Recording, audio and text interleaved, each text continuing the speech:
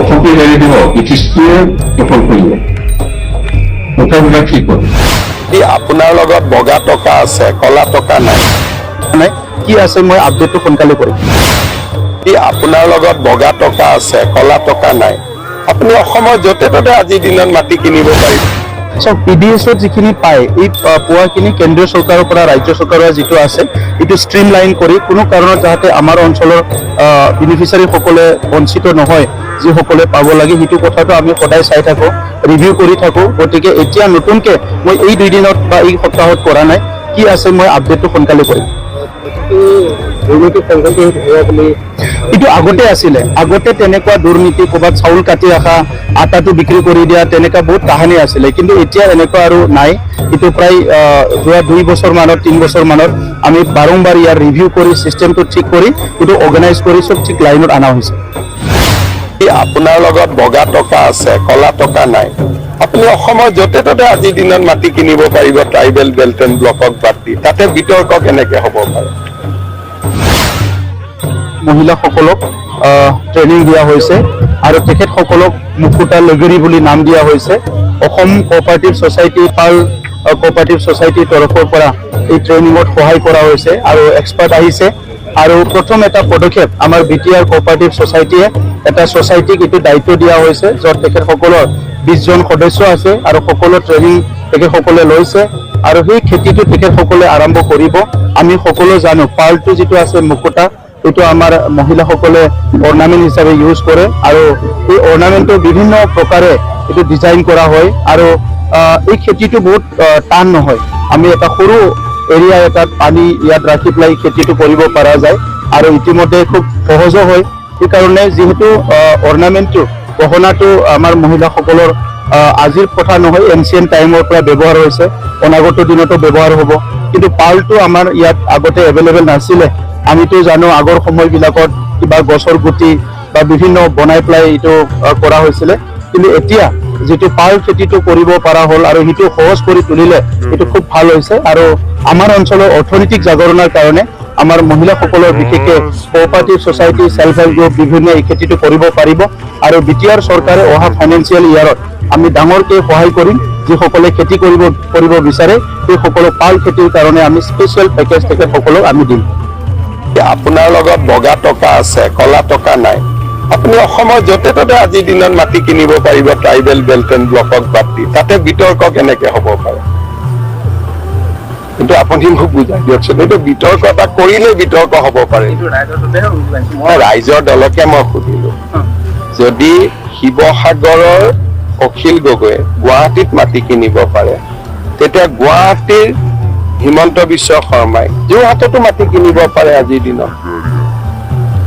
পাৰে নে নোৱাৰে খালি টকাটো কলা হ'ব নালাগে টকাটো বগা হ'ব লাগে কিন্তু যিদিনাখনৰ পৰা আইনখন হ'ব যদি আইনখন হ'ব দিয়ে কংগ্ৰেছে তেতিয়া আৰু কিনিব নোৱাৰিব ইমানেই কথা গুৱাহাটীততো মাটিৰ দাম বেছিহে তাতে মাটিৰ দাম কমহে গতিকে ইমান দামী মাটি কিনাক লৈ ৰাইজৰ দলে বিতৰ্ক কৰা নাই কম দামী মাটি কিয় বিতৰ্ক কৰিছে নিজৰ পাৰত য'ত অখিল গগৈৰ মাটি আছে সেইটো দাম বেছি হয় নে নহয় সেইকাৰণে এই কথাবিলাক এনেই আৰু এটা অভিযোগ আনিলে হ'ব নেকি আজিৰ দিনটোত ৰিপুণ ৰায় কি অভিযোগ আপোনাৰ পৰিয়ালৰ বিৰুদ্ধে আহিছে আপোনাৰ বিৰুদ্ধে আহিছে এখন মুখ্যমন্ত্ৰীয়ে নিজৰ স্বাৰ্থত এখন এইটো মোৰ কেনেকে স্বাৰ্থত হ'ল কওক না বুজাই কওক অলপ অভিযোগ কৰিছে কেনেকে কি অভিযোগ থাকিব পাৰে আপুনি মোক এটা কথা কওক যে ইয়াত মোৰ কি স্বাৰ্থ থাকিব পাৰে বৰপেটা সত্ৰখন যদি সংৰক্ষণ হয় বটদ্ৰৱা সত্ৰখন যদি সংৰক্ষণ হয়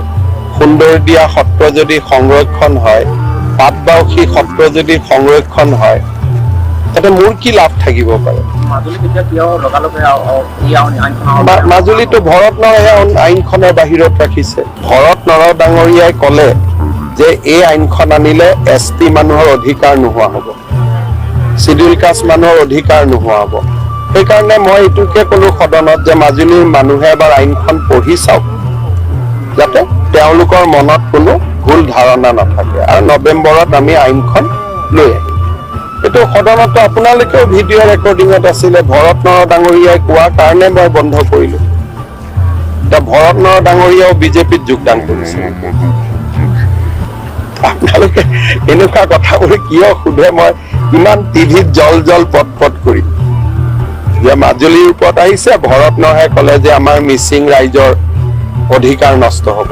তেতিয়া মই ক'লো, মই যদি এনেকে আইনখন পাছ কৰি দিওঁ আপুনিতো অপপ্ৰচাৰ চলাব। গতিকে মই এবাৰ মাজুলীৰ মানুহক আইনখন পঠাই দিম, তেওঁলোকে আইনখন পঢ়ি চাব, তেওঁলোক সন্তুষ্ট হ'ব, তেওঁলোকে লাগে বুলি ক'ব, তেতিয়া মই অন্তৰ্ভুক্ত কৰিম। মাটিটো কিনিব চবেই পাৰিব, চব জেগাতে। আজিৰ দিনতো আইনখন নাই, আপুনিও য'তে ত'তে মাটি কিনিব পাৰিব। যদি আপোনাৰ লগত বগা টকা আছে, কলা টকা নাই, আপুনি অসমৰ য'তে ত'তে আজিৰ দিনত মাটি কিনিব পাৰিব, ট্ৰাইবেল বেল্ট এণ্ড ব্লকক বাদ দি। তাতে বিতৰ্ক কেনেকে হ'ব পাৰে?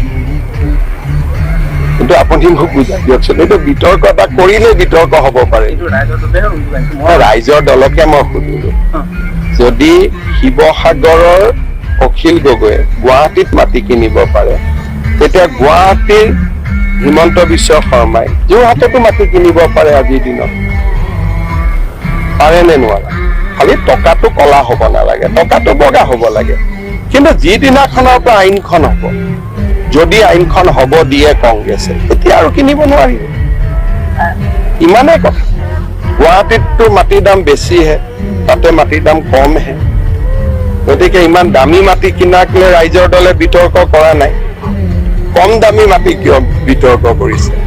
নিজৰা পাৰত য'ত অখিল গগৈৰ মাটি আছে, সেইটো দাম বেছি হয় নে নহয়?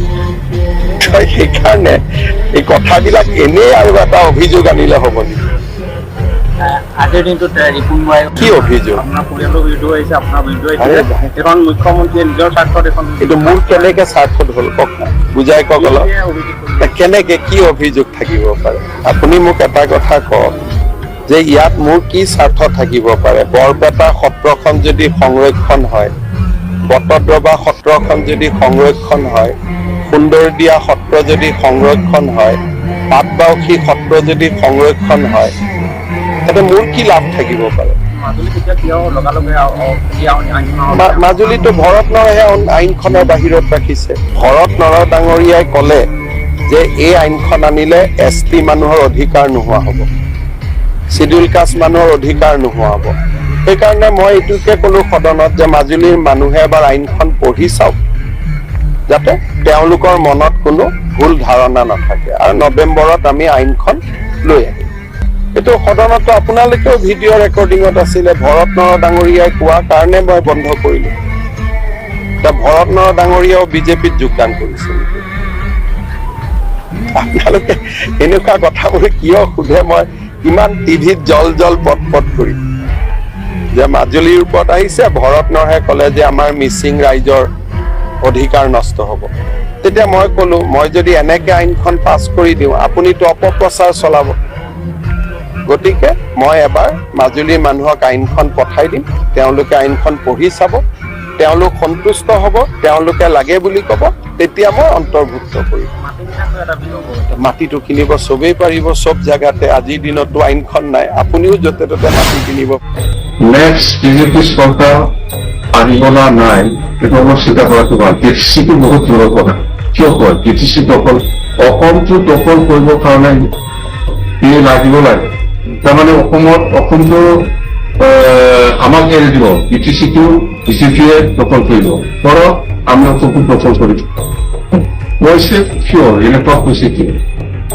যে BTC দখল কৰিম। ইমান ডাঙৰ প্ৰেচিডেণ্ট BTCহে লাগি আছে, অসমটো দখল কৰিব নালাগে। তাৰমানে অসমটো এৰি দিব, BTCয়ে দখল কৰিব। কথাবিলাক কি কৰে? তাৰমানে আমি মুঠতে ভাগ্য ভাল প্ৰেচিডেণ্ট পাইছে, নেক্সট আসামত আকৌ যাতে বিজেপি চৰকাৰ আনিব পাৰে তাৰ কাৰণেহে কাম কৰিব লাগে। BTC দখলটো ডাঙৰ কাম নহয়। পিছতহে আহিছে বিজেপি অসমৰ জাগৰণ অহাটো আমি বিশেষকৈ যেতিয়া সহায় কৰিছে সেইদিনৰ পৰা আহিছে। এতিয়া ৰঞ্জিত দাস ডাঙৰীয়া BTC কাৰণে লাগি আছে, এইফালে অসমটো এৰি দিব লাগে, তাৰপাছ কংগ্ৰেছক এৰি দিব লাগে, বা কোনোবা দলক এৰি দিব লাগে। ভাৰতীয়টো তাৰ কি হয় নহয় মই নাজানো, কিন্তু সৰ্বানন্দ সোণোৱাল ডাঙৰীয়া প্ৰেচিডেণ্ট থকা সময়ত অসমত আজি বিজেপিয়ে দখল কৰিব পাৰিছে। কিন্তু এতিয়া ৰঞ্জিত দাস ডাঙৰীয়াৰ নেতৃত্বত অসমত বিজেপি চৰকাৰ আহিব না নাই, ইয়াৰ কাৰণে কাম কৰক, ভোল্টেজ গ্ৰহণ